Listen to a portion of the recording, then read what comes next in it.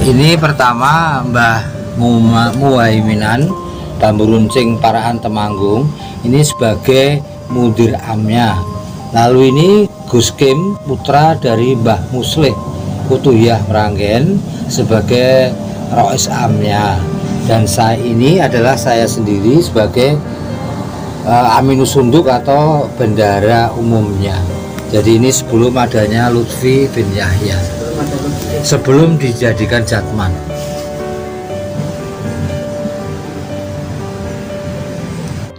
Jatman, Jam'iyah Ahli Thariqah Al-Mutabaroh An-Nadiyah, adalah salah satu Banum NU yang luar biasa sakral. Kenapa? Karena Jatman ini beranggotakan para ulama, para kiai, dan para ahli thariqah. Itu tentunya berbeda dengan Banum-Banum NU yang lain. Tetapi apakah Jatman sebagai Banum NU yang sakral itu masih sesakral yang dulu? Ada yang mengatakan yes, ada yang mengatakan no. Kenapa? Ya, dengar-dengar langsung dari narasumbernya, langsung dari Mbah Yai Halwani, bahwa sejarah Jatman itu telah dipotong. Oleh siapa? Oleh Habib Lutfi. Dilihat videonya, banyak sekali bukti-bukti bahwa Habib Lutfi yang telah memotong sejarah Jatman. Katanya Jatman ini adalah organisasi yang sakral. Tapi kok bisa begitu?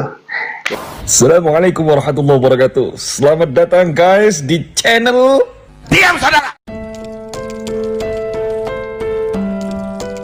Amin Juber Rawuh juga ikut menyaksikan ini. Udah ya? Udah. Nah ini Gus Kim dan saya. Ya. Sudah?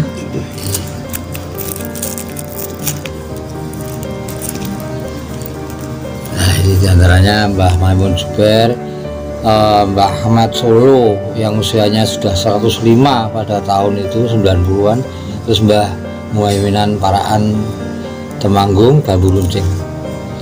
Kumpul semua, nembang semua secara Jawa. Iya. Sebenarnya kita tahu bahwa awal berdirinya Jatman itu dibidani oleh Kiai Muslih Meranggen, Kiai Masruhan Meranggen, Kiai Nawawi dari Berjan, Kiai Khodori dari Dekarrejo, ada juga Kiai Andi Potopai sebagai Bupati Grobogan. Mereka itu adalah orang-orang awal yang membidani lahirnya Jatman. Iya, tapi kesininya, menurut informasi dari Kiai Halwani, bahwa Jatman itu sudah berubah. Jadi sejarahnya tidak original seperti pada saat awal. Siapa yang mengubahnya? Ketika Kiai Halwani itu menanyakan kepada Habib Lutfi, "Bib, kok sejarahnya begini? Kenapa?" Habib Lutfi itu, waduh, orang ngerti. Bocah-bocah mungkin yang mengubah. Tetapi bagaimanapun pada saat Jatman itu dikomandoni atau dinahkodai oleh Habib Lutfi, mungkin ini adalah berdasar rujukan pada saat Habib Lutfi itu menceritakan bahwa Kiai Idham Khalid itu pada saat dari Mekah kemudian bermimpi bertemu dengan Habib Lutfi dan akhirnya mengatakan bahwa ibarat rumah sakit Jatman itu rumah sakit, maka dokter spesialisnya itu adalah Habib Lutfi.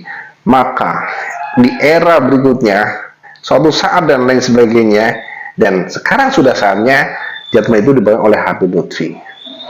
Ya, tetapi itu banyak sekali informasi yang mengatakan bahwa Habib Lutfi itu telah memotong sejarah Jatman.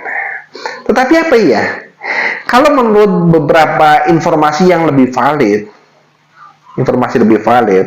langsung dari pelaku sejarah, bahwa masa kejayaan Jatman itu bukanlah sekarang, tetapi pada saat Jatman itu dipegang oleh Gus Kim atau Kiai Haji Lutfi Hakim, putranya Mbah Yai Muslih Meranggen.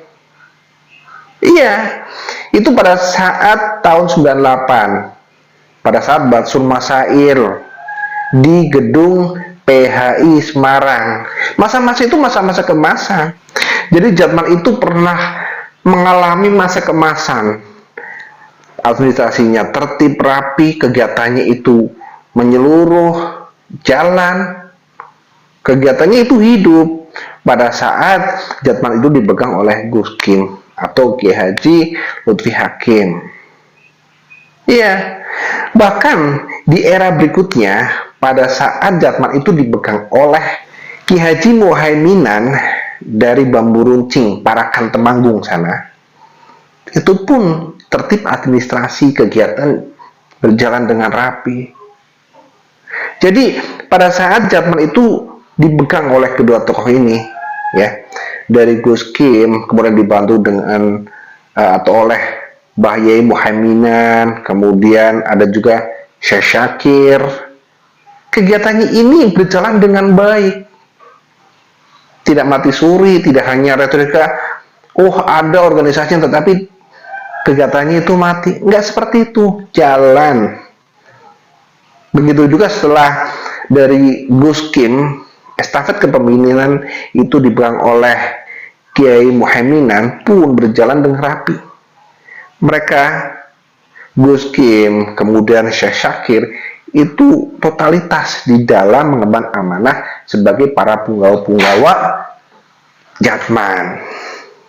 Kalau sekarang, ya mungkin ramai di media sosial, tetapi ya bisa dirasakan bahwa Jatman yang dulu itu lebih sakral daripada Jatman-Jatman sekarang. Ya mungkin sekarang Jatman sudah tidak asyik Jatman yang dulu. Iya. Apalagi sekarang kita tahu bahwa para Habib Balwi itu bukanlah Hadirat Rasul. Iya. Masih mau ngeyel, tes DNA dong. Termasuk Habib Lutfi dari Bani Alawi. Mungkin karena penuh dengan trik dan intrik ya, sehingga beliau bisa masuk ke dalam Jatman dan menjadi seorang pemimpin Jatman, ketua Jatman, dan di sana indikasinya telah mendorong sejarah, ya maka Jatman ini sudah tidak sesakral yang dulu.